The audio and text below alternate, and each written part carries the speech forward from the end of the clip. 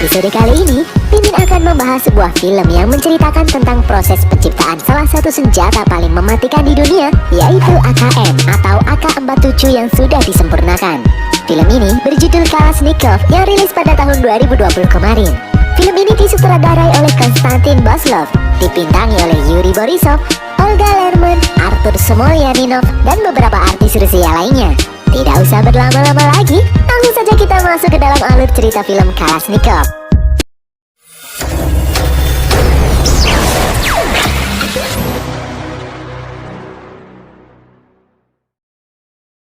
Pada tahun 1941, di Bryansk terjadi peperangan yang sengit antara Rusia dan Jerman.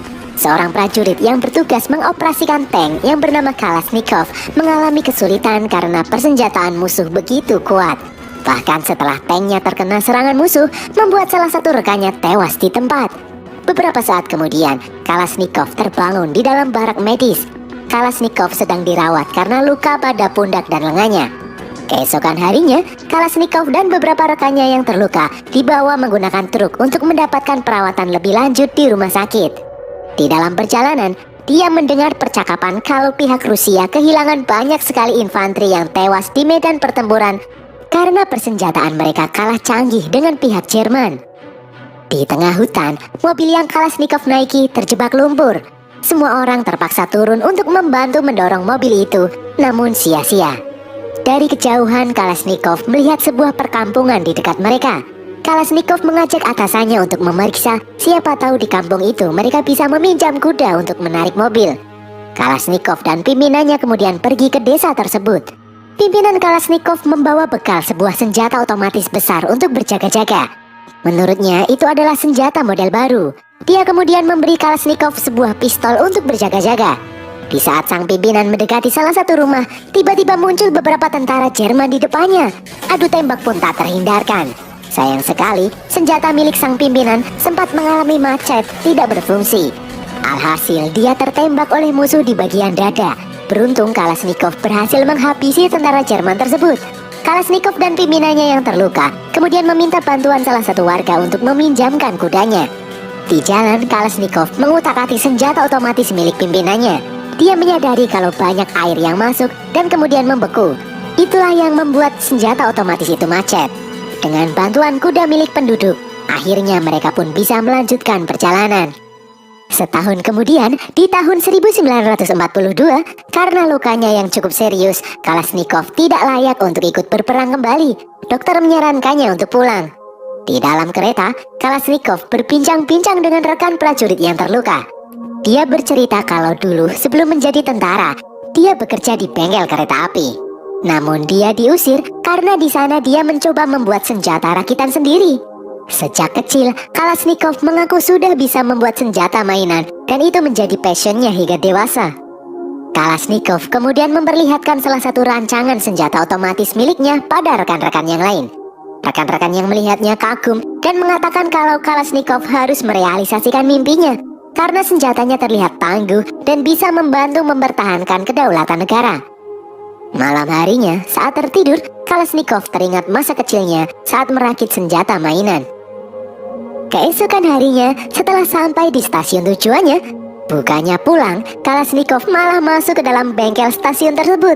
Kalashnikov kepikiran dengan impiannya yang sempat tertunda. Kalashnikov menemui kepala bengkel yang bernama Pavel. Dia dulu adalah pimpinannya di saat masih bekerja di bengkel tersebut. Di dalam ruangannya, Pavel terlihat kesal melihat kedatangan Kalashnikov. Pavel menolak keinginan Kalashnikov yang ingin mengembangkan senjata di bengkelnya itu.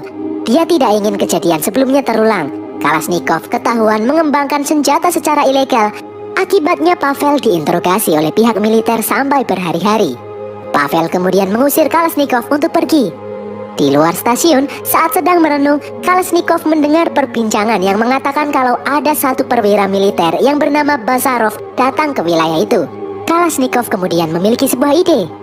Saat melihat Bazarov turun dari kereta, Kalashnikov langsung menghampirinya. Kalashnikov memberanikan diri mengutarakan niatnya meminta izin mengembangkan senjata. Kalashnikov menceritakan pengalamannya berada di garis depan peperangan. Dia melihat persenjataan Jerman sangat canggih. Dia berjanji akan melaporkan perkembangan senjata yang dia buat langsung kepada Bazarov.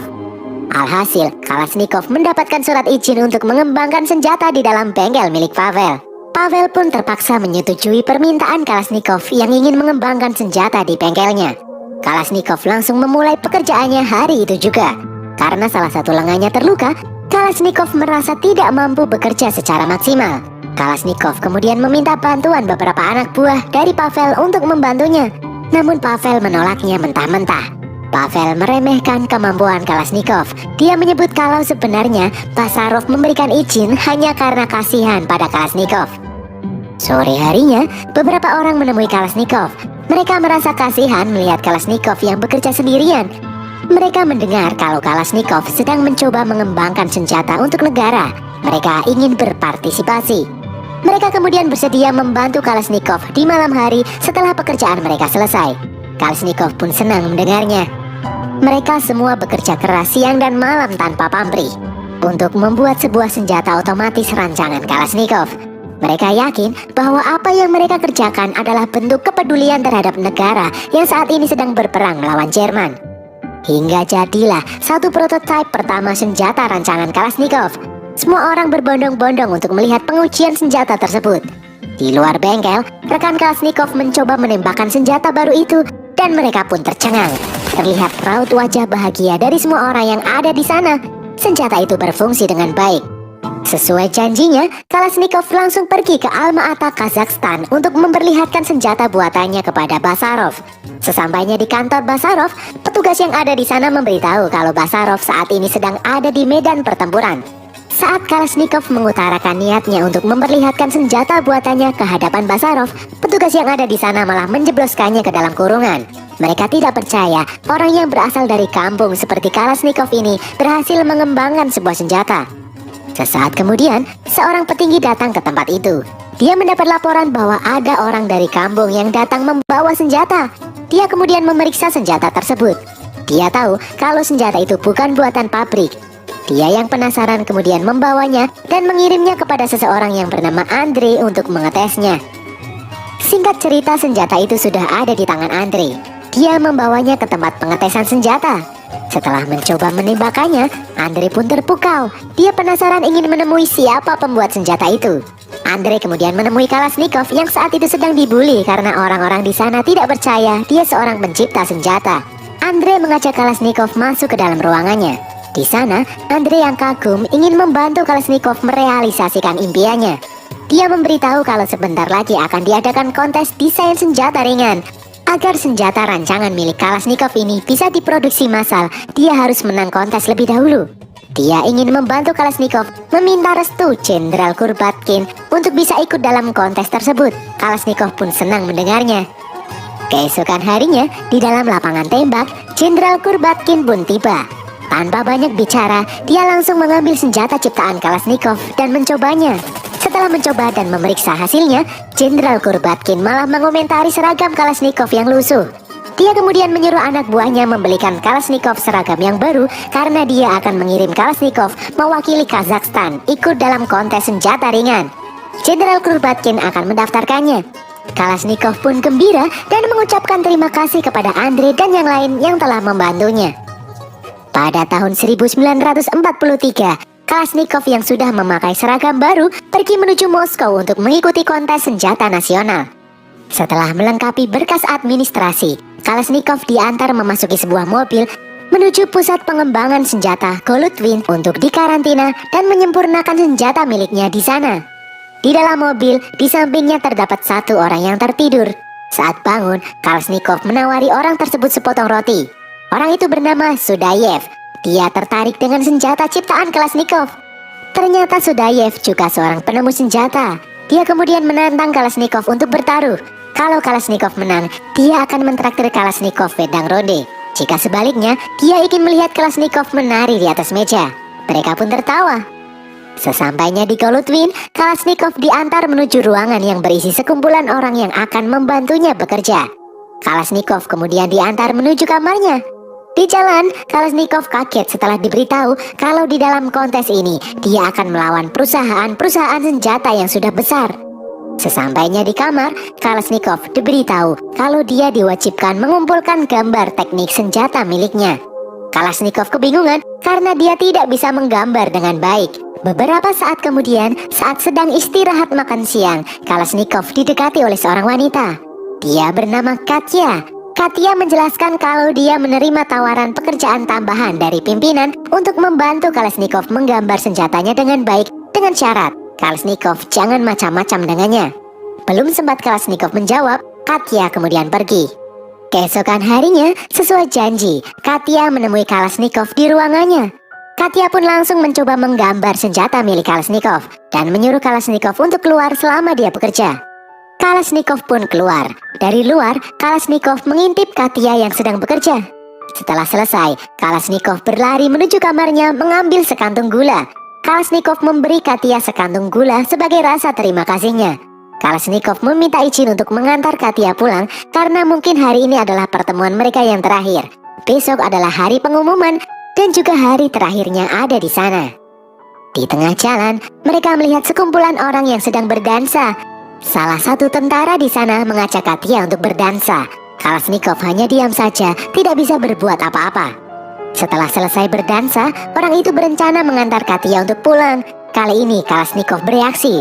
Dia tidak terima karena dari awal dia yang akan mengantar Katya pulang. Melihat kelakuan Kalashnikov yang seperti itu, Katya sedikit kesal dan mulai berjalan sendiri. Kalashnikov mengikutinya dari belakang. Saat akan masuk ke dalam rumah, Katya mengucapkan terima kasih atas gula yang diberikan karena putrinya pasti akan menyukainya. Kalashnikov pun kaget. Dia kemudian tanya apakah suami Katya seorang prajurit. Katya kemudian menjawab kalau dia tidak memiliki suami. Katya kemudian masuk ke dalam rumah. Keesokan harinya, setelah pengumuman, ternyata desain senjata Kalashnikov kalah dalam kontes. Saat sedang berjalan, dia bertemu dengan Sudayev, di mana senjata buatan Sudayev ini menang dalam kontes dan akan diproduksi massal. Kalashnikov bertanya apakah dia harus menari. Sudayev menjawab kalau sebelumnya hanya bercanda saja. Sudayev memberi semangat pada Kalashnikov. Dia percaya suatu saat nanti Kalashnikov pasti akan berhasil. Saat akan berkemas pulang, pimpinan yang ada di sana memberi semangat kepada Kalashnikov dan memberitahu kalau beberapa bulan lagi akan ada kontes desain senapan mesin. Sebelum pulang, di luar gedung, Kalashnikov sejenak memandang wajah Katya dari jauh. Sepulangnya di Kazakhstan, Kalashnikov menemui Jenderal Kurbatkin. Kurbatkin menyuruh Kalashnikov untuk tidak menyerah karena dia akan mengirim Kalashnikov kembali mengikuti kontes senapan mesin. Malam harinya, Kalashnikov ditemani Andrei mulai menggambar rancangan senapan mesin ciptaannya. Keesokan harinya, prototipe mesin itu pun mulai diproduksi. Setelah selesai, senapan tersebut diuji coba. Kalashnikov dan Andrei terlihat puas melihat hasilnya. Singkat cerita, kini Kalashnikov kembali ke Golutvin untuk ikut kontes desain senapan mesin.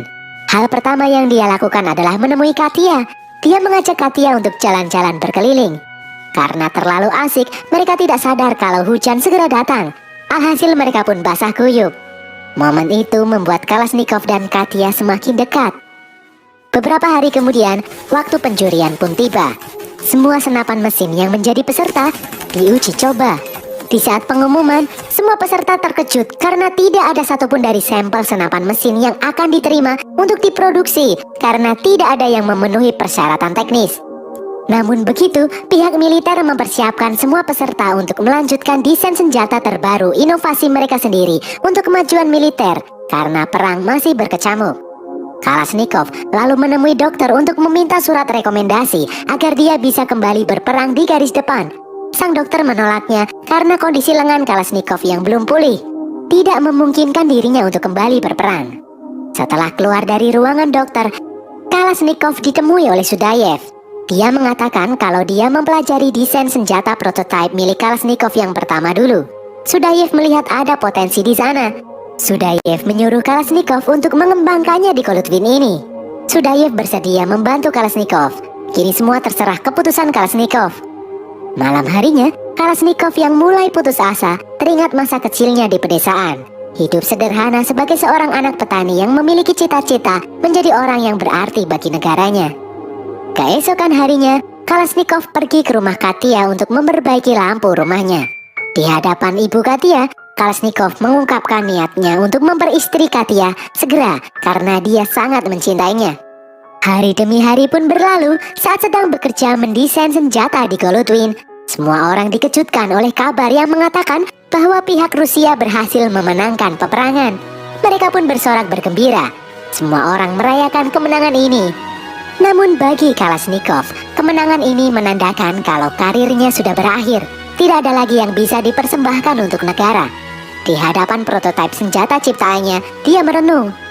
Malam harinya, Katya yang sekarang sudah resmi menjadi istri Kalashnikov mencoba memberi semangat pada suaminya yang terlihat murung.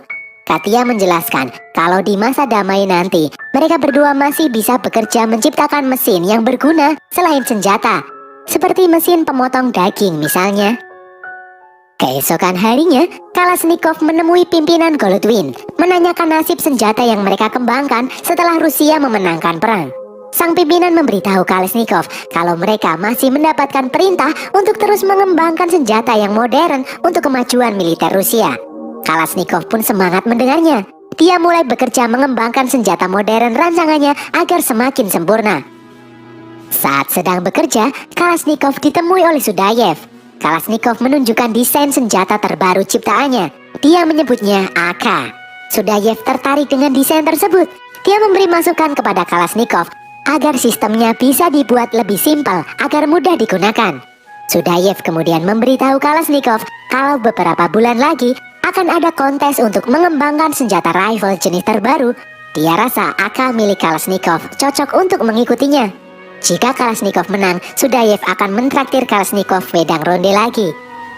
Keesokan harinya, di samping sang istri, Kalashnikov kesal setelah mengetahui kalau kontes desain rifle akan diadakan di pabrik senjata Kourov milik Degtyaryov. Degtyaryov sendiri adalah salah satu kontestan dan pesaing terkuat Kalashnikov untuk saat ini. Kalashnikov merasa kalau kontes ini akan berjalan tidak adil dan dia tidak mungkin menang. Katya kemudian menyuruh suaminya untuk tetap percaya diri karena baginya Kalashnikov adalah perancang senjata terbaik Rusia. Pada tahun 1947, Kalashnikov sampai di pabrik senjata Kourov untuk mengikuti kontes desain senjata rifle. Di sana, Kalashnikov ditemui oleh Zaitsev yang akan membantunya selama ada di sana. Zaitsev mengantar Kalashnikov menuju tempat kerjanya. Kalashnikov memulai pekerjaannya dalam menyempurnakan desain AK miliknya. Dia teringat dengan pesan Sudayev yang mengatakan agar desain senjata miliknya harus tetap simpel namun berfungsi optimal. Kalashnikov bekerja keras siang dan malam. Hingga beberapa hari berikutnya, prototipe AK miliknya pun jadi. Kalashnikov penasaran ingin segera mengetesnya. Kalashnikov membawanya menuju tempat pengetesan. Di tempat pengetesan, Kalashnikov malah diusir karena saat ini sedang dilakukan pengetesan prototipe senjata milik Degtyaryov. Kalashnikov mencoba meminta izin dari atasan pabrik. Jawabannya sama saja. Jatah Kalashnikov untuk mengetes masih lama. Kalashnikov yang emosi kemudian membawa senjatanya ke belakang pabrik. Dia mengetesnya sendiri di sana, dan apa yang dia lakukan ini mengundang keributan. Beberapa petugas kemudian datang untuk menangkap Kalashnikov. Namun Kalashnikov malah tertawa, tersirat rasa puas di wajahnya. Sang pemilik pabrik, Kamrat Degtyaryov, kemudian memanggil Kalashnikov untuk menghadapnya. Di dalam ruangannya, Degtyaryov mengungkapkan kalau dia masih mengingat Kalashnikov yang dulu pernah mengikuti kontes dan kalah dari Sudayev. Dan kali ini, Kalashnikov yang tidak pernah sekolah teknik kembali ikut kontes desain senapan rifle. Degtyaryov mengungkapkan ingin melihat hasil desain senjata milik Kalashnikov. Degtyaryov berjanji tidak akan mencuri desain milik Kalashnikov. Dia hanya ingin melihatnya saja. Mereka berdua kemudian pergi ke tempat kerja Kalashnikov. Kalashnikov menunjukkan desain AK miliknya di hadapan Degtyaryov. Degtyaryov kemudian mengambil dan merakitnya. Dia bisa merakitnya dengan mudah. Tidak disangka, Degtyaryov menyuruh anak buahnya untuk menarik semua desain senjata miliknya dari kontes dan memusnahkannya. Karena menurutnya, desain miliknya akan kalah jauh jika dibandingkan dengan desain AK milik Kalashnikov ini. Kalashnikov pun kaget mendengarnya. Keesokan harinya, waktu penjurian pun tiba. Senjata rifle yang pertama diuji mengalami kendala saat dicelupkan ke dalam air. Senjata yang kedua macet setelah diberi pasir. Kini giliran senjata AK milik Kalashnikov. Setelah dicelupkan ke dalam pasir, senjata itu masih berfungsi dengan sempurna. Begitupun setelah dipendam di dalam pasir. senjata itu masih mudah digunakan. Kalashnikov kemudian pulang ke Golodwin menemui istrinya. Dia memberitahu kalau dia menang, senjata AK ciptaannya akan diproduksi massal. Katia pun bahagia mendengarnya. Di momen ini, Katia juga memberitahu kalau saat ini dia tengah hamil. Kalashnikov pun semakin bahagia mendengarnya. Di hari berikutnya, Kalashnikov menemui Marshal Artillery untuk mendapatkan penghargaan setelah menciptakan sebuah senjata otomatis modern yang sangat mudah dan praktis digunakan dalam peperangan. Setelah memberi penghargaan, Marshal menyarankan Kalashnikov untuk mengambil cuti dan berlibur ke kampung halamannya. Kalashnikov pun menurutinya dan pulang ke kampung halaman mengajak keluarga barunya. Dan berakhirlah alur cerita film Kalashnikov ini guys. Semoga kalian terhibur. By the way, AKM ini adalah salah satu senjata yang sangat mematikan guys. Lebih mematikan dari bom atom. Di akhir hayatnya sendiri, Kalashnikov juga menuliskan surat yang berisi pertanyaan. Apa yang menyebabkan kematian? Senjata atau orang yang menggunakan senjata itu?